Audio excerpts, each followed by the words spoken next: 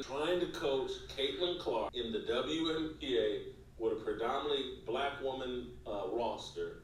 That's a match made in hell. What's up, guys? Welcome back to Charge the Game podcast. And today's topic is going to be about Jason Whitlock. I know you guys probably saw the video I did about his take on Caitlin Clark's teammates, but this time I want to give a take of Jason Whitlock's take on this head coach Christie size, because I mean, she's definitely a problem when it comes to the head coaching of the Indiana Fever, and things are going nowhere fast as this team is derailing right before our eyes. So I want you guys to pay attention to this video, guys. Also, make sure that you're subscribing to the YouTube channel and liking the video. Of getting these likes up, you guys are helping me grow this channel, and I cannot thank you guys enough. So let's get into this. Now, Jason Whitlock came with some interesting heat about Caitlin Clark's teammates, man, and I could not agree with him any better. I mean, this guy is on fire, and the thing I like about Jason Whitlock, he calls out the things that I typically call out, or just the way that I think naturally about just what I see.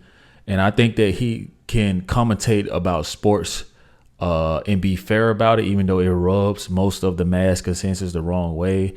Definitely people of the black community the wrong way.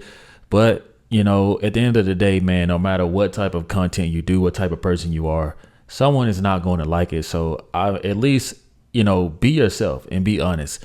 And that is exactly what Jason Whitlock has managed to do with his sporting career, in, you know, just calling things out with this whole Caitlin Clark story. So let's get into it. She can't adjust. The coach is in over her head as well, through no fault of her own.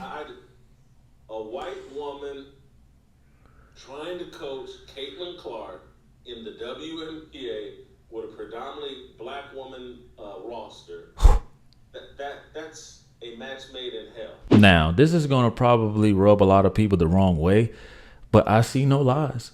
I'm serious, guys. I see no lies within this take of Jason Whitlock's, because I just sit back and I read the body language of Christie sides, and she looks overwhelmed. She looks under duress. She looks like she's in over her head, and she's not allowed to make the proper adjustments nor coaching adjustments, because she's worried about the attitudes of her own teammates. And then on top of that, you got to play into the politics of predominantly black women in this league dominating, who feel like they have not been given a fair due and a fair chance. So what's happening is it's affecting Caitlin Clark, because we see Caitlin Clark pulls back. What does she do? Let me distribute. Let me make everybody happy. The game winning shot. Don't worry. I'm not only the superstar. I'm pretty much the reason that you guys are relevant, but I'm not going to take the shot. And that's just a problem, you know, and they're going to have to get her out of there. I mean, I think that Christie Sides would do well in a youth basketball camp. Maybe like a prep school where she can kind of like tame the women that are probably like more easy to deal with. But in this league, man, these women are aggressive. And I made this in one of my videos where I said that this lady does not want any smoke with these angry black women in this league. I'm just going to be honest with you guys. She doesn't. And, you know, a lot of people may have taken that the wrong way, but I mean, it's just like being uncomfortable. It's just like you can't be a well-rounded person and go to a rough area or a rough neighborhood and think that, you know, people are going to take you seriously. It is what it is. And unfortunately, like Jason Whitlock said, man, it's just one of those situations where, you know, like probably a good coach, but wrong time and wrong team. Definitely the wrong league. Maybe if it was like a Kim Mulkey or something like that, a Caucasian lady that got some and, you know, to her, then I will probably see things differently. But, you know, this thing is dominated by these sisters. And, you know, I just think that the whole DEI plays into it. Race, people use the race card. Obviously, you got different communities with strong beliefs. And this is all working against the Indiana Fever, Caitlin Clark, and most definitely Christie Sides. It cannot work. It's unsustainable. She can't, if she tells them properly what to do, you got a few of them women in there, they're going to revolt and call her racist and just say you're catering everything to Caitlin Clark. They're going to play the race card on it. I think they got to have a black male coach. They got to find a black Mark Jackson, someone like that. Wow. That team. he can go in there and tell them, hey, look, this is the way we're playing. Real quick, guys, it's funny that he says Mark Jackson because I did pull this up. And I do think that they need some type of coach like this. Mark Jackson, who's known for pretty much inventing the Warrior dynasty and helping get that thing situated, and obviously was fired for whatever reason. You're going to need a game changer. And Mike D'Antoni. And the reason I say that is because of what he does with offensive talent. Caitlin Clark is looked at like a Steve Nash.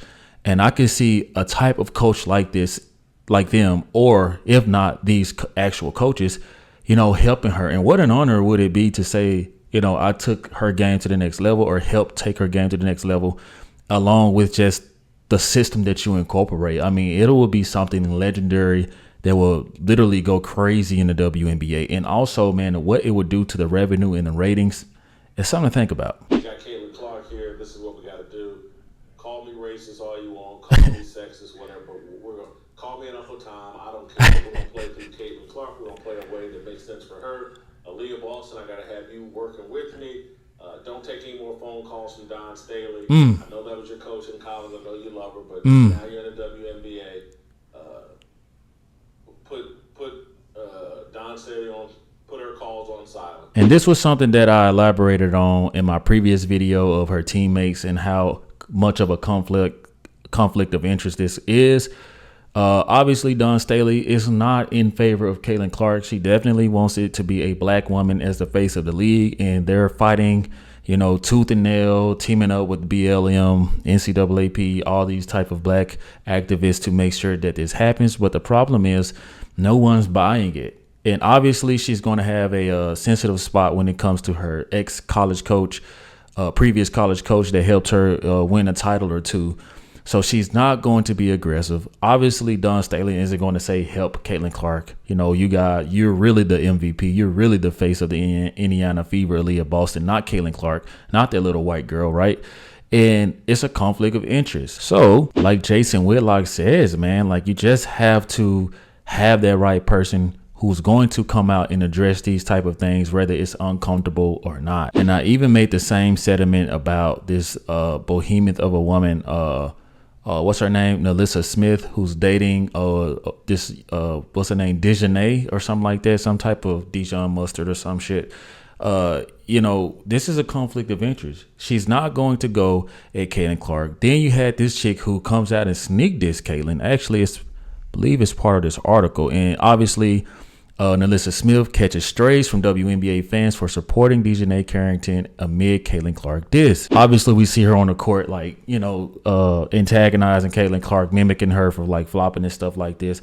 Then she goes on to say in a post like this, dog, how I always feel like I got to read with this animosity or this type of energy, right? Dog, how can one not be bothered by their name being used to justify racism, bigotry, misogyny, xenophobia, homophobia, and the intersectionalities of them all is nuts. We all see we all have a platform, we have a voice, and they all hold weight. Silence is a luxury. Girl, hush. First of all, you need to come correct with all this masculine energy, dog. And I'm surprised. I like these words you're using in here, Dejanay, but you cannot get mad at Caitlin because she does not want to support all of the shit that you guys believe in or all of the things that you feel like, benefits, you and your platform. If you have a platform, like you said, use your own damn platform. Why you got to bully her or want her to do this type of stuff? This is what makes me mad, because a lot of people feel like that, oh, I'm black, so I'm supposed to support this, but it's not right to me. I mean, at the end of the day, you have a brain, you have common sense, no matter what color you are. I mean, there's certain things that you can't stand behind. But anyway, but nonetheless, guys, this whole Christie side situation, this thing has to rectify itself by any means necessary. If I'm the GM, whoever owns this organization, she's out of there yesterday, box packed, everything in a trash bag, because she is not a good fit. And she's just simply overwhelmed, guys. And they're like Jason needs some type of dominant presence. I'm not going to say it even has to be a man, but I do think it needs to be a sister who's going to love her job and love what she can do to grow Caitlin Clark as a talent. I'm sorry, That's just the type of energy she needs, and that's the time I'm on. And I think that it's just what will be just due in this situation. So you guys tell me what y'all think about this. Does Christie Size deserve to continue to coach Caitlin Clark? Do you guys want her out? Indiana Fever fans or any Caitlin Clark fans that come across this video, I want to hear you guys' take. So drop them in the comment section. Thank you guys. Do not forget to subscribe to the YouTube channel. And thank you for the love and support. See you guys next time. Peace. Yeah.